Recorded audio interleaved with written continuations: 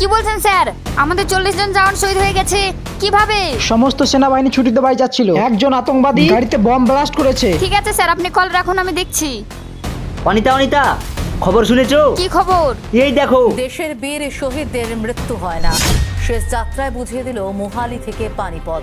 বীরদের মতি, আমরা থাকা অবস্থায় এত বড় দুর্ঘটনা হয়ে গেল, 40 জন জওয়ান মারা গেল।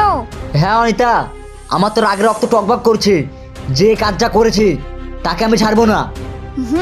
চলো।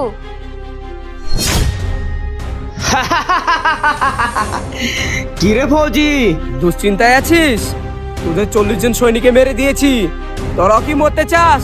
তাহলে চলে আয় বর্ডারের পিছনের বাগানে। আতঙ্কবাদী, তুই অপেক্ষা কর, মরার জন্য আমরা আসছি।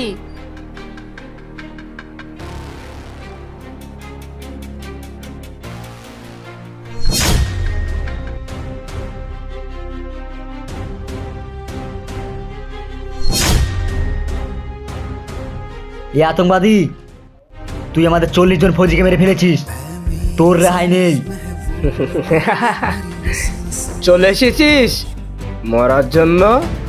অনেক অন্যায় করেছিস, আজ তার ফল পাবি।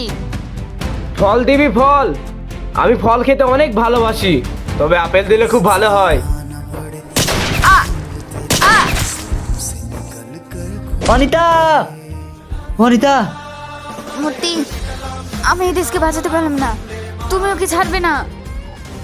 না না অনিতা, তোমার কিছু হবে না।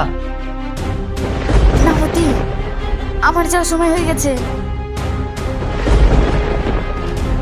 অনিতা, আতঙ্কবাদী।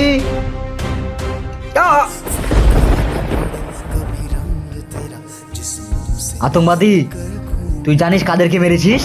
যে 3 বছর থেকে তার মাকে দেখেনি, তার বোনকে দেখেনি, তুই তাদেরকে মেরেছিস। কারো বাবা মারা গেছে, তাও এই ডিউটি থেকে বাড়ি যেতে পারেনি, তুই তাকেও মেরেছিস, তোর রেহাই নেই।